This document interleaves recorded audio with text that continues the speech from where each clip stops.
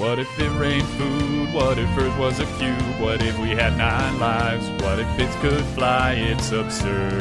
If money grew on trees, if we didn't have knees, if we walked through life slightly magnetical, it's absurd. Absurd Hypotheticals. Hello everybody and welcome to Absurd Hypotheticals, the show where we overthink dumb questions so you don't have to. I'm your host Marcus Lehner, and I'm joined here today by Chris Yee and Ben Storms. Say hi, guys. Hey, I'm Chris. Hey, I'm Ben. Guys, we are continuing our never-ending quest today to make every sport in the world significantly better. We started with baseball because that's obviously the one that needed the most fixing. Did we start with baseball? Is that the first one we did? I feel like that was not the first one we did. It might have been. I don't know. I don't remember. It was a long time ago. It may not have actually been baseball. I feel like that's what spawned most of these because I really get upset about baseball as like because you really don't like designer. baseball, and I actually like baseball. I'm not a particularly big fan of baseball either. I watch baseball. I'd say I'm a baseball fan, but it's just like there's so many inherent problems with the game itself as far as it relates to entertainment. Like it's just is traditional and works, but there's so many issues. Anyway, I've listened to any of the episodes I talk about sports when I have a choice of sport to fix. It's baseball. I've made like 4 versions of baseball at this point.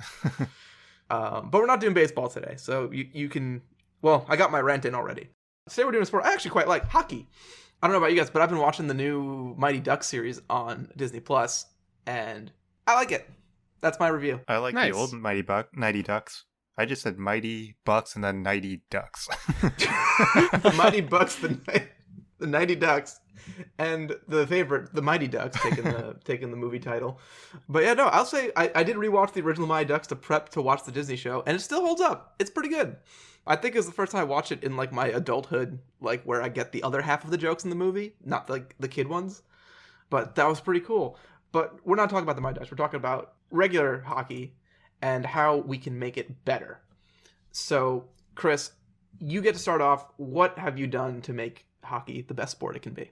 So to improve hockey, I was first actually tempted to do like ice hockey underwater, but like upside down, because that idea is cool to me. But then I realized that we already did that, or I already covered it in episode 45. I think we were trying to make every sport in a pool. And I did something similar in basketball where I had every player upside down, and I discovered that they do the same thing with hockey, and that actually exists in real life. So that was like 94 episodes ago, but yep, I'm sure people remember. Yeah. I don't know. Maybe people have better memories than we do. If you want to find out more, you have the episode. You can figure it out. You'll get Yeah. it. Yeah. So I ditched the idea of like upside down hockey, but I wanted to, for me, hockey, like playing hockey is a little inaccessible because I can't ice skate. That's a big hurdle for me for playing hockey. I can't ice skate. So I wanted to like, okay, how can I make hockey more accessible to people who can't ice skate? Can I just get rid of the ice somehow and replace it with something else? I still want the puck to be like slippery, or like the floor to be slippery, and for like people to be moving around like that. And I didn't want to replace the puck with just a ball because that's boring. You would just end up at soccer at that point. Yeah, and like people do play street hockey with balls, so that's not like a new thing. So yeah, I wanted to make the floor slippery. And I was like, how do I do that? So I started to look more into air hockey, because that's like we have air hockey tables that blow air up and it makes the puck all slidey and it acts like it's on ice. And that's exactly what I want. So Marcus actually has covered air hockey before on the show. I'm gonna reference an even older longer episode. ago. It was episode 4. It's like episode literal 4. Where we turned every sports ball into a beach ball, and he used like wind jets to make the beach ball float like in air hockey. But he still had the players on ice skates, so people were still skating around. That's not exactly what I want to do. I want to get rid of the ice. So my situation is a little different. I'm still gonna have like air blowing up, but I want to see like how an actual air hockey table works. So it works. I mean, it's pretty straightforward. The table blows air up and it counteracts the weight of the plastic puck so that the net force is close to 0. So it like glides around.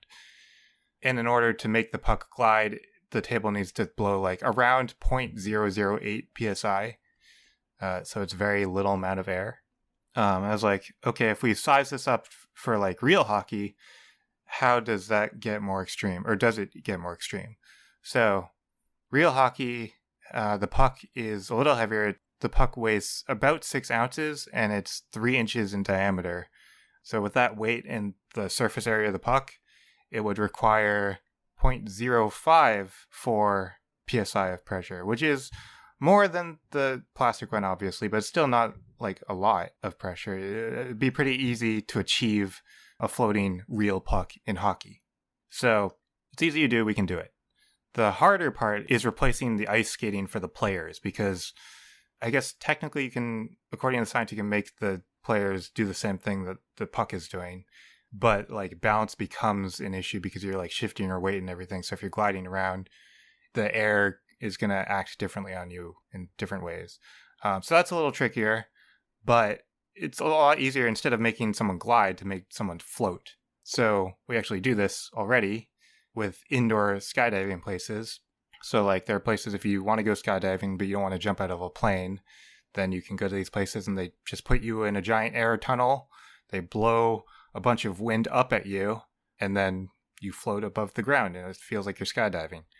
And I've actually watched a bunch of videos of people doing this and like moving around, and the motions that they're doing actually do remind me a lot of skating. Like it looked very figure skate-esque in the way that they moved. It was very elegant and like floaty, and it just looked very similar. Maybe it'll end up being like in a training montage in this new series. Like, ooh, hockey's just like skydiving. All you kids who have, I don't know, experienced skydiving. Yeah, maybe. So yeah, I think this wind skating or air skating thing is a good, it can work as a substitute for ice skating. So if we're going to use this indoor skydiving thing as a substitute for an ice rink, we need to find a big one. So what is the largest one? The largest one is in Abu Dhabi. It is made by a company called Climb, spelled with a Y instead of an I, because that's the cool way to do it. So the standard wind tunnel is usually around 14 feet in diameter and it uses 4 fans. But Climb's wind tunnel uses 16 fans. It is 32 feet in diameter and it's 104 feet high. And then, like all the other wind tunnels, it maintains a wind speed of around 120 miles per hour, which is, they do that to match like the terminal velocity of a person. Because if you think about it, that's basically what we want, is the terminal velocity is when the air resistance matches the weight of the person so that there's no more like acceleration. And that's exactly what we want.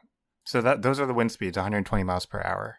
Now, there are 2 problems with this if we want to play hockey. The first one is that, yes, that's enough wind to push our puck up, but it's going to push our puck way, way up. I was gonna mention it if it didn't come up, that if you increase the wind speed for people, you're gonna have to worry about the puck. Yeah, the puck is just going to be on the ceiling, basically. And it's probably not going to glide anymore. It's probably just going to be stuck to the ceiling. So you really can't do anything with that. And the second problem is that a hockey rink, the standard hockey rink, is 200 feet by 85 feet. And our rink is only 32 feet in diameter, so it's a little smaller than we need to be. And usually in hockey, you have a total of 12 players on the rink. And you're not going to be able to fit that amount of players like in an air tunnel horizontally. But we can fit them vertically in the air tunnel. And that's what I'm going to do, because I want to maintain the 12 players in the air rink. So that's what we're going to do. We're going to, instead of playing horizontally, we're going to play vertically. And instead of 2 goals on either end of the rink, or I'm going to call it an air rink, there's just going to be 1 goal on the floor. And the point of, or the way that you score a point is you touch the puck to the floor because it's going to naturally go to the ceiling. You're trying to push it down to the floor. So that's what you're going to do on offense. On defense, you're going to try to hit it up to the ceiling. And once defense hits it to the ceiling, then offense and defense will swap. And then the other team will try to get it to the floor. And that's how this will work. Now, it's a little hard to hit a hockey puck, especially a 3-inch diameter hockey puck, in the middle of the air, like in 3-dimensional space. So I wanted to have like a wider surface to hit with instead of just like a stick. So I was going to use like paddles or something. But if you're in an air tunnel, the paddles are going to affect the way you're maneuvering because they'll catch the wind and then it'll like make you spin, which is not good. So instead of paddles or stakes, I decided to use badminton rackets. You could use tennis rackets as well, but badminton gives you a little more reach, which is kind of more in the spirit of hockey. And then there will also probably be a lot of collisions in the air, but that's kind of what hockey is supposed to be. You're supposed to have collisions. It's a high contact sport, and like fighting is a thing. So you'll have cool like free fall fights, like Inception style, which will be cool. And also one dude just frantically hitting a puck over and over and over again with the badminton racket. Yeah, I guess, yeah. If it's a badminton racket, it's going to be bouncing off. I mean, I imagined like you'll be sort of pushing it along instead of hitting it, but I guess you could hit it as well. Don't take away the mental image of him hitting it like every 2 seconds. Like, ha, ha, ha, Yeah, ha. that's actually better. You're right. So yeah, that's basically my idea. I had ditched the idea of an upside down hockey thing, but instead I turned it vertical, which I think is just as good, if not better. And I also kind of ditched the original concept of making it more accessible, because I don't know if this is more accessible than ice skating. Yeah, probably not. Also, technically, some of it probably will be upside down, I would imagine, just statistically. So you got that. Yeah, still. Some of it. You'll be spinning around, and at some point you'll be upside down. There's not the risk of falling down. Like, it's not like ice skating. Like ice skating, you fall on your face. Haha, people are embarrassing. But in the wind tunnel, you just, I guess, tumble weirdly. And if anything, it's a risk of falling up. Yeah, you'll fall up. And I actually kind of feel like, even though it is less accessible, I feel more inclined to try to learn indoor skydiving than I do ice skating. And I think I might try to learn this sport if it existed. So that's a plus, and that's a win in my book. I have improved hockey. Ben, what did you do? So I am a pretty big hockey fan. Less than I used to be, but I still definitely enjoy watching it. And when I sat down and started looking at this answer, I started thinking about the things that I enjoy most in a hockey game. And to me, the most exciting parts of hockey are when the number of skaters for each team doesn't match up. So this happens one of two ways, right? There's either when one team gets a penalty, the guy who committed it gets to go in a little box of shame for 2 to 5 minutes, depending on how bad a penalty was. And the other team, will outnumber the team who has the penalty currently for that amount of time. Or at the end of the game, you can technically at any time during a hockey game replace your goalie with another skater and have 6 skaters on the ice to your opponent's 5. Obviously, then there's no one in goal, but you can do it if, at the end of the game, you're down by 1, you need 1 goal to tie it or whatever. It's an option. So my question was, how do we get this situation in hockey more, where we have this sort of scramble because one team has more dudes out than the other one? More litigious rules. Well, actually, no. And the answer is Less rules. Is that not your fun answer? we remove a very key rule, which is that you can only replace your goalie with 1 skater. You can't go the other direction. So what if at any time you could have, I still want to keep it to 6 players on each team, because that's kind of how hockey is like scaled for. But what if at any time you could have any combination of 6 skaters and goalies on the ice? So my first question was, has this ever been done before? And as far as I can tell, it's happened at least twice. First, they were both in high school hockey games. One was in 1965 in a Rhode Island high school hockey game, where the only reference to it I could find was in an article written by the coach when he was retiring, where he mentioned that he used 2 goalies against this really good team in 1965. And apparently, the star player on the other team won the opening face-off, went around a defender, picked out the first goalie, and then looked up and saw a second goalie and got his shot blocked, which is hilarious, but I couldn't find any other reference to it, so may or may not have actually happened, but at least he thinks it did. I also couldn't find any other information on the game, so who knows? That's a bummer, because you would think, I just want to know if and maybe you're about to answer this question, but do 2 goalies fill up the whole net? So I think what they were doing was they had one in front of the other one, which seems counterintuitive to me. But I mean, a hockey goal isn't that big, so I kind of get the idea that, I don't know. It seems like it's not the best idea, but who knows? I also don't know if they won the game or anything. I have no more information. There is one instance I have more information on, though, which was in 2015. There was a New Jersey high school hockey game between a sort of bad team and then one of the best teams in the state. And the bad team's coach actually tried to opt out of the game. The conference lets them just mutually agree not to play if they want to. But the good team just wanted to beat them anyway for some reason. And the coach of the bad team had actually read in a book about this 1965 instance and said, well, we're going to lose. Maybe this will help us win. They might let us do it, but we may as well try. So he got his team to buy in, and they lined up with 2 goalies. And everyone was like, well, clearly you can't do that. He did say partially it was trying to win, partially it was also kind of a protest measure, saying like, why do they want to do this if they're not going to, let us bow out of this? Like, we're not going to, I'm not going to say not take it seriously, but, we're going to make it known that we don't particularly think this is fair. So the refs did find a rule that prohibited it, and they started with a delay of game penalty. I wish I could say that the bad team then like was inspired and rallied and won in a crazy, awesome underdog story, but they lost 10-0. They might have been mercy ruled because it was 10-0 at the end of the second period, and then it showed no goals in the third. So they may have just actually literally called the game basically because it was so bad. There's a point where you have to, like, even if there's no mercy rule available, like, we just have to slow down the goals because nobody's having fun anymore. They could come back. You never know. They could. Who knows? I was laughing because I was actually able to find more information on this game, and the bad team only had 5 shots on goal, which really calls into question what their plan was if they only had 4 skaters. But who knows? Once again, this is definitively not allowed in any kind of hockey currently, having multiple goalies, but it has been attempted at least twice, as far as I can tell. So if we're going to do this, we're going to, change the rules and make this actually happen. We're going to have to make some changes to the rules aside from just allowing you to have multiple goalies. The biggest one being we needed a reason to have multiple goalies. So we're going to have to make the net bigger, which, by the way, quick aside, if you want to actually make hockey better in real life, make the nets bigger. Goalies are too big. That's the problem. You can fix everything. Anyway. They did that already. No, they didn't. I don't think so. Did they? No. They did. Like a decade ago, they did it. I thought It was a big hubbubaloo, yeah. I know they've shrunk pads before. I didn't think they are actually adjusted the net size. Increases net size. I know that they've limited pad size on players. I didn't think they'd increase the net size. Maybe I'm wrong. I could be wrong. I mean, I was like, a young teen, if that, during this time. But I think it was a couple years before hockey took the year off. They were looking to make games more exciting because there's too many just like 2-1 games. So they're like, let's make the nets bigger. And now there's like, a bunch of 5-3 games, which are a lot more exciting. Maybe they did. Regardless, currently it's 6 feet wide and 4 feet tall, and it's pretty easy for a goalie to fill all that with their body. So if we're going to incentivize multiple goalies, because obviously we don't want to just have, the idea is to get out of just, 1 goalie, 5 skaters.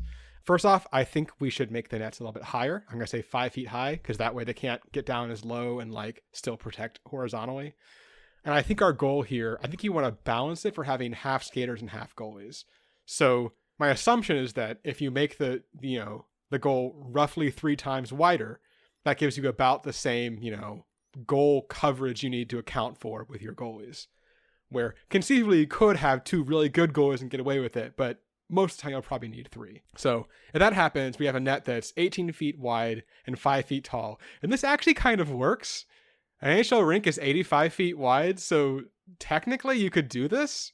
You could even, if you wanted to, international rinks are wider. They're like 98 feet wide if you need a little more breathing room. Which, by the way, I never got over the fact that NHL rinks are randomly smaller than everywhere else in the world. I couldn't find a good reason why that is. The one explanation I found just said that the reason is that in America, the unit of measurement is a foot. Which, that's not an explanation. That's just saying that we measure things differently. I don't know. Anyway. But I had this whole plan for like either making the rink bigger or like curving the net so you have more quote unquote surface area without having to be as wide. But I think it just works actually if you make the net wider. So let's say we do that. We have our 18-foot wide nets. You can put as many goalies out as you want. Why is this better? So there are a few reasons. One, it's going to be super awkward for the goalies.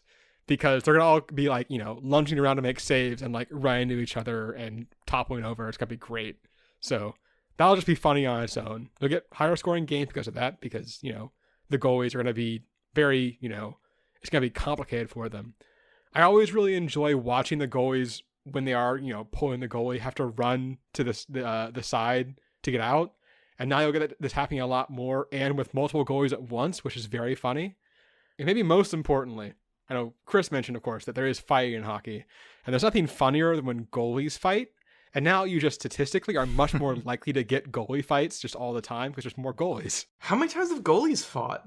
So usually what happens is if you, well, one, there are some very angry goalies. I can't remember the one in particular, but there is one First off, goalie have you seen these goalies? in particular who just would go out and like beat the crap out of people. There's like a very iconic shot of him just like trucking a dude.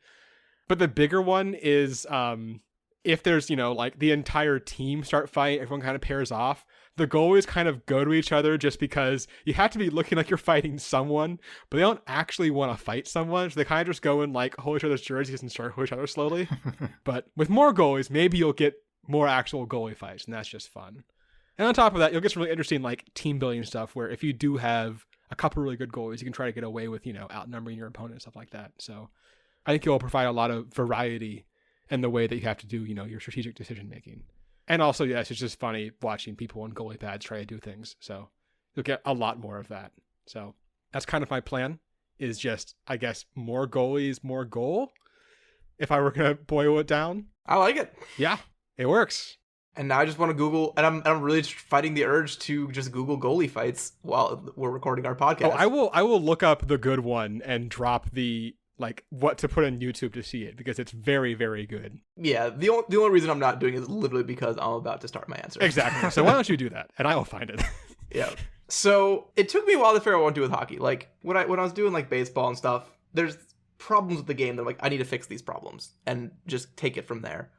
I pretty much like hockey. Like I think it works pretty good as a sport. But the one thing I notice is like it's broken up into 3 periods. And I realize I end up not caring about like the second period at all, or like the first half of the third period. Like the whole middle chunk of hockey, I kind of just like, it's really exciting in the beginning, and then it's just a lot of the same for a bit, and then you want to see who wins, so you tune in at the end. But I realize like, as exciting as hockey is, it's still an hour of watching people move around the ice, and especially in person, like the visuals, it's a little hard to follow what's going on, so you can kind of zone out. And then my brain decided to connect some neurons that didn't need to be connected. And I was like, oh, well, there's 3 periods. Ice is the cool part of hockey. There's also 3 phases of water. I'm not counting plasma. You can't play plasma hockey. Although, now I think about it, maybe I really should have tried to make plasma hockey now that I said it out loud. There's 3 periods and 3 phases of the water. First period, ice. Like I said, works pretty good as is. I'm really not going to mess with period 1. We're going to have a good old-fashioned hockey game. So the first period is just going to be normal hockey. Yeah, exactly. You don't want to totally ruin... Plus, you know, you got professionals here. You don't want them to have wasted all that time learning how to play this hockey once we improve their sport. They'll have to learn the next 2 periods, but they have the first one down. They don't have to learn anything new for that. Second period is water. Now, Chris, it's funny you mentioned the underwater hockey of them playing like on the bottom of the ice, because I did similar Googling and found a different version of underwater hockey. And this one is actually like a legitimate sport, first popularized in the UK's around the 50s. It's also known as octopush, which made me absolutely 100% need to put it in my answer. I like that name. Yeah, it's pretty cool. It's an awesome name, mostly because I love octopuses. But anyway, this game, basically the way underwater hockey works, it is played in a swimming pool, and it's not just water polo or any of those games, because the puck is still a hockey puck. It still sinks to the bottom of the pool. And then players actually will dive down to the bottom of the pool, and they have like a little single-handed stick. It's like a little banana-shaped stick that's like maybe a 1.5 feet long. Like, it's not very big, but you have that, and you dive down to the bottom of the pool and just try to push the puck in the direction that it wants to go. There's like a goal, quote unquote, at the bottom of the pool. It's like looks like a bit of like a sheet metal angle almost. And so just kind of this long line that you can push the puck into to score. There's no actual goalies, but that's basically how it works. Also, players get scuba masks and flippers, which is interesting. I guess the flippers make sense to me. The scuba masks make a little bit less sense. I guess you are like watching the game happen and then decide to dive down.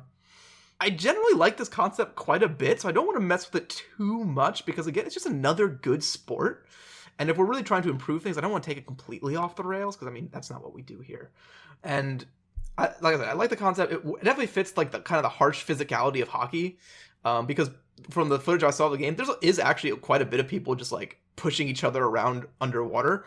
And as I was reading about like, you know, the safety of it, it's like yeah, there's a risk of like concussion, but there's a lot of players and refs, so if someone gets knocked unconscious underwater, there's a good chance they'll be rescued very quickly. What is it about games and pools that turn people into just like madmen? I don't understand, because water polo is the same way. You know what I think it is? I think it's when you're in a pool, when you're swimming, you have to literally just be punching and kicking constantly. So like, that's true.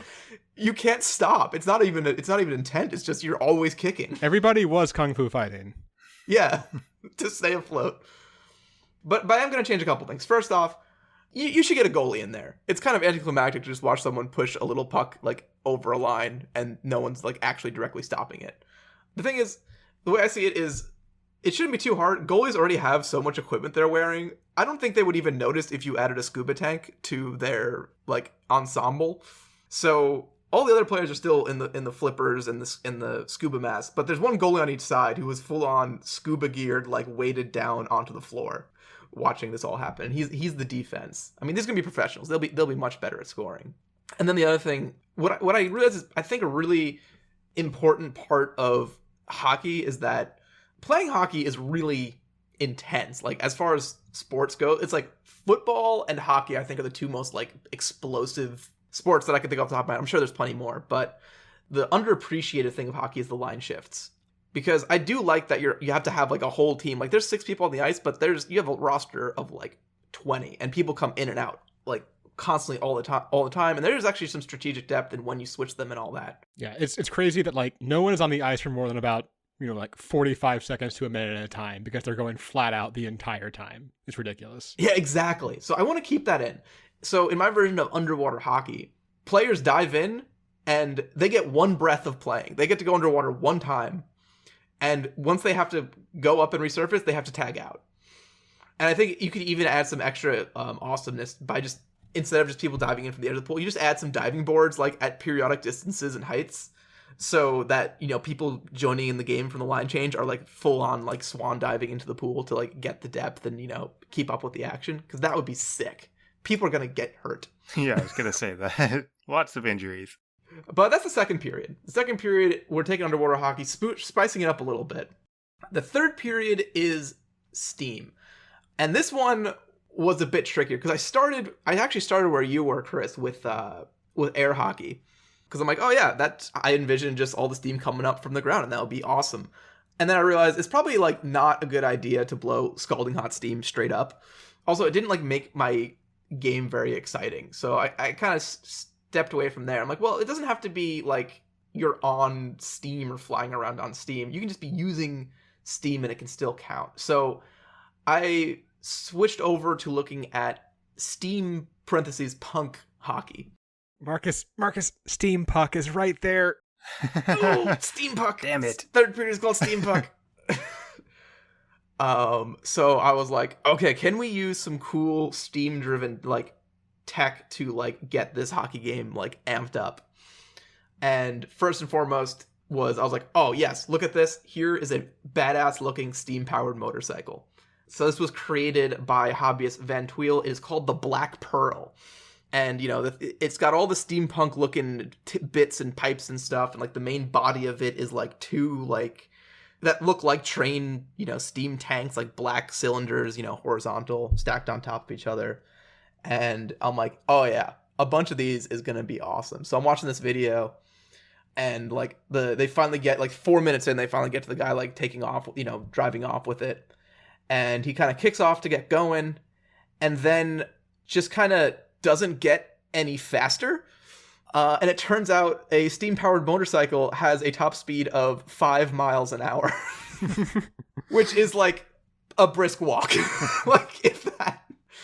And I couldn't find any faster steam-powered motorcycles, because even this one that was going just made like an obnoxious amount of like noise and banging from the pistons and everything. And I'm like, damn it. And then I was looking for like, the TM steam puck like devices. Like, could you have like a hydraulic like stick that like shot the puck out? But all like the steampunk gadgets work through electricity, and it's not interesting to me to have like a steam engine in the back generate electricity and then you just have electrical devices. That's not what I'm going for. So I ended up abandoning steam puck game, and what I settled for, which I am pretty happy with, is what I've dubbed just steamy hockey. And it's basically gonna be the opposite of the first period. It's gonna be hot instead of cold. And no one's going to be able to see. The idea is you have a heated concrete rink, and the puck will be encased in ice. So what you effectively have is like sauna stones that, like, this puck gets dropped, it's got this ice all around it, and immediately just starts steaming.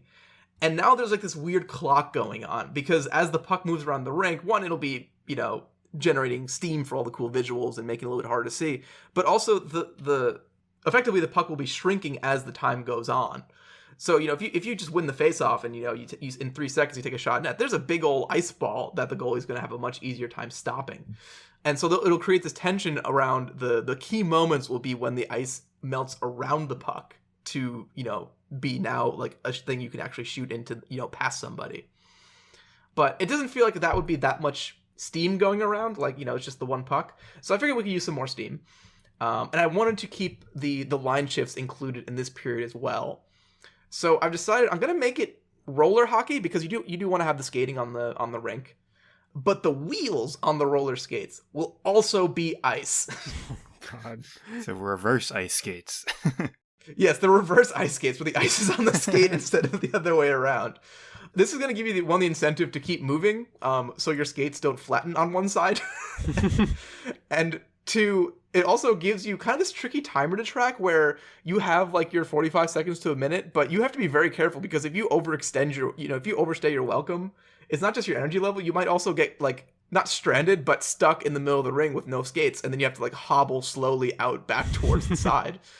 And that's like effectively like a 30-second power play right there.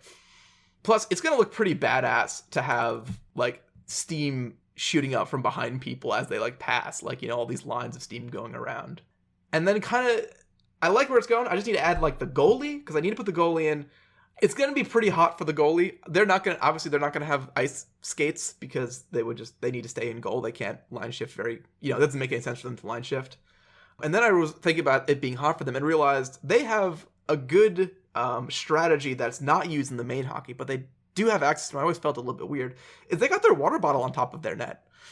So you can use your water bottle to create a smoke screen if you need to. You can choose to either hydrate or create a smoke screen in front of the goal when there's when the opposing team's coming on. So the goalie gets some strategic options in the third period, and that's my perfect hockey game. You use all 3 phases of water, and then tune in for the update where I do plasma hockey at the end. I like it. I also I know this is a little different from what you did, but I like the concept of like it's starting as ice, and then like it's heated from the bottom, it just gradually melts into a pool, and then it gradually steams throughout the game, and then the game just ends when there's no more water. We're gonna play until we're out of water. Yeah. Realistically, I think you could not have all of these in the same arena, and you would have 3 separate rinks, which means you could fit 3 times the crowd. But they'll get 1/3 They the only experience. see a third of the game. But yeah, that's what I got. And with that, I think we can move into our Would You Rather round. Question. Not round. Our Would You Rather period of the show. Ben, Yes, are you ready for a Would You Rather question? I am. Would you rather always be 20 minutes late or 2 hours early? 2 hours? Oh, man. Ooh. Oh. So both of these present very different scheduling concerns. Because I immediately realized that if you are 2 hours early to everything, if you have something else within 2 hours of an event, you can't actually attend the first event. Yeah, it very much limits how much you can schedule in a day. Mm-hmm. Likewise, being 20 minutes late to everything will eventually very much limit how much you can schedule in the day, because people will just stop scheduling you for things.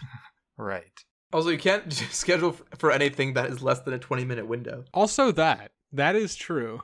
For example, I could not attend a house showing because those are only 15-minute time frames. So I guess it's kind of like a messing up big things versus messing up small things problem. Because if you're always going to be 20 minutes late, you can't like take a plane anywhere. You probably are going to have some trouble holding down a job. You're going to have to be like a freelancer. And even that might be tricky for a lot of things. Yeah, a lot of the small things, it doesn't really matter if you're 20 minutes late, but there are a few big things. Yeah. Where 20 minutes makes a big difference. It's probably pretty perfect for going to the movies, actually. Yeah. 20 minutes of trailers. Yeah, there you go. You'll never see any movie trailers. It's very unfortunate. It's weird too, like as far as holding down a job, because obviously 20 minutes late is just the right amount of time for it to be like noticed and not okay. Mm-hmm. Yeah, where you look irresponsible, but it's still like sort of like they'll tolerate it. Yeah, like as someone who is late to things oftentimes, like first 5 minutes, whatever, no one cares. 10 minutes late is like, hey, sorry I'm late, and then it's, it's water under the bridge. 15, you gotta already make a story. But it's after the 15-minute mark where people are like, oh, I guess he's not showing up. Alternatively, if you show up to a meeting room 2 hours early, and then people are like, where is he? Oh, with either of these, you cannot do any job that requires actually going to meetings. It's just not going to work. Yeah, it's less about, I think it's less about picking one of these and more about finding something like a lifestyle that has very few deadlines to fuck up. Right. And then be 2 hours early to those. I do think like there are non-job related things that everyone has to deal with, though, that like Ben mentioned, like getting on a flight or something, or some of the more important things that you can't really work around, that it's important that you're early. Actually, a pilot would be the best if you're 2 hours early. I would be so happy if my plane arrived 2 hours early. I don't know. Is that how it works? I don't know. Oh, actually, here's what you do. You pick the 2 hour early one and you become an EMT. You just like show up at a dude's house and just like, hey, it's like, what are you doing here? You're gonna need me in 2 hours. I was gonna say be like a trucker or something, and you're always there 2 hours early. Like, wow, that guy's great. But yours also works. It's like you're like the harbinger of terrible things, though. Eventually, it's like that. What was it? It was a cat in a retirement home named Oscar. I've talked about it once before on the show, but it was a cat that would just like always, had a habit of going to the elderly on their last days. It was like an antisocial cat. But if someone was like about to pass away, the cat would always be there like in the day or two, like, or the day of, a couple hours early, to the point where like the nurses and the doctor would actually like call the family when the cat like started laying down on somebody. Because it was like, hey, it's not explained, but you might want to get down here. Our cat has a feeling. Yeah, I can't get my head around the logistics at the moment. I gotta pick that 2 hours early, and I like my EMT joke. I mean, it probably doesn't automatically work like that, but you can work with that if you set minimal deadlines, I think. I feel like you have to. So Ben, you're also picking 2 hours early? I'm trying to figure out any way I can not pick 2 hours early. I just don't think it's like sustainable. So if you show up 2 hours early, does that mean that you can't like do anything else while you're waiting? Yeah, let's say it's wasted time. You can't stack them. You can't be, stagger 2 hours early so that you're using those 2 hours to do other things that you were too early. See, that makes a big difference to me, because then that's like a lot of wasted time. If you're 20 minutes late, presumably you're doing something else during those 20 minutes. So you're not wasting the time. You can do idle stuff. Like, you can't do anything related to, like, you could prepare for your meeting, I think. You could, like, prepare, if you're going to a meeting, you prepare for your meeting, or if you can do, like... I think you can do non-scheduled things as long as you're still there waiting. Like, if you had a laptop, you could, like, do your work while waiting. Okay, so you're just working in a different location. Yeah. So I think you can make it work. Yeah, the 20 minutes late doesn't work. Just not like, never mind. Just like the stigma that being late is horrible. I call it stigma. You shouldn't be late to things. It's not good. Right. We do not give you permission to be 20 minutes late to everything that you do from the podcast. But like online stuff that has like cutoff deadlines, like, oh, can you turn in a modern homework assignment? You can't do it. Yeah.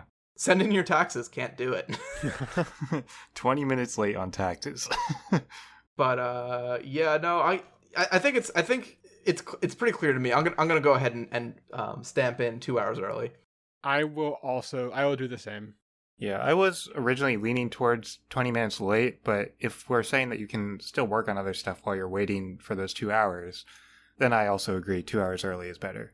What is tough is that if you have something scheduled in 2 hours and something else scheduled an hour after that, you have to go wait for the first thing for an hour and then go to wait for the second thing. And that's really awkward. Does that mean you have to leave your meeting early? You probably actually don't even get to the meeting.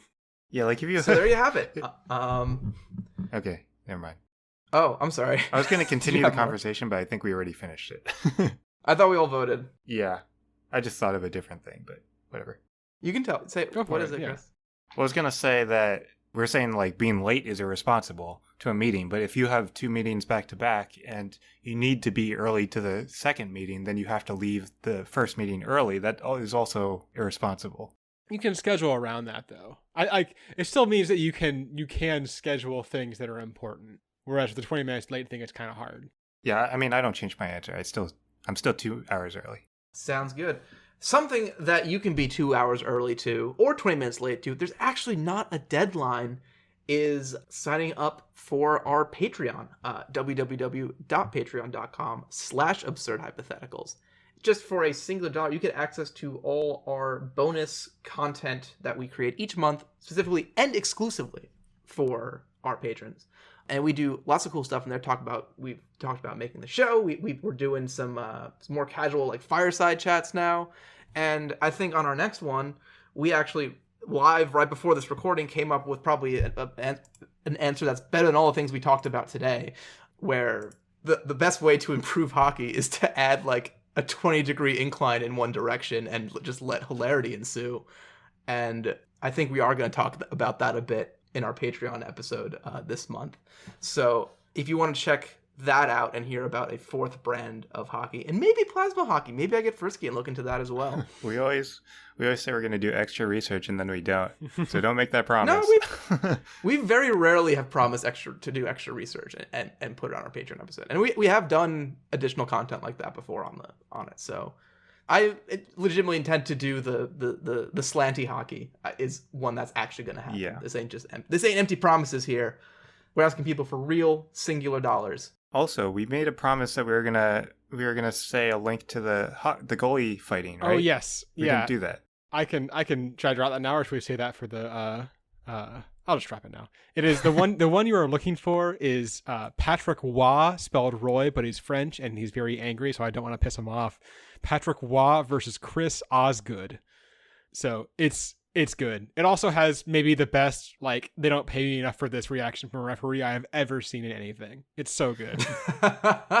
So you don't need the Patreon to become a Patreon for... No, that one's for free, just for you guys. Yeah, but they don't pay us enough to do this podcast, so we would appreciate it if you become a patron. We also would appreciate if you join us next week, where we answer the following question: what if nothing was transparent?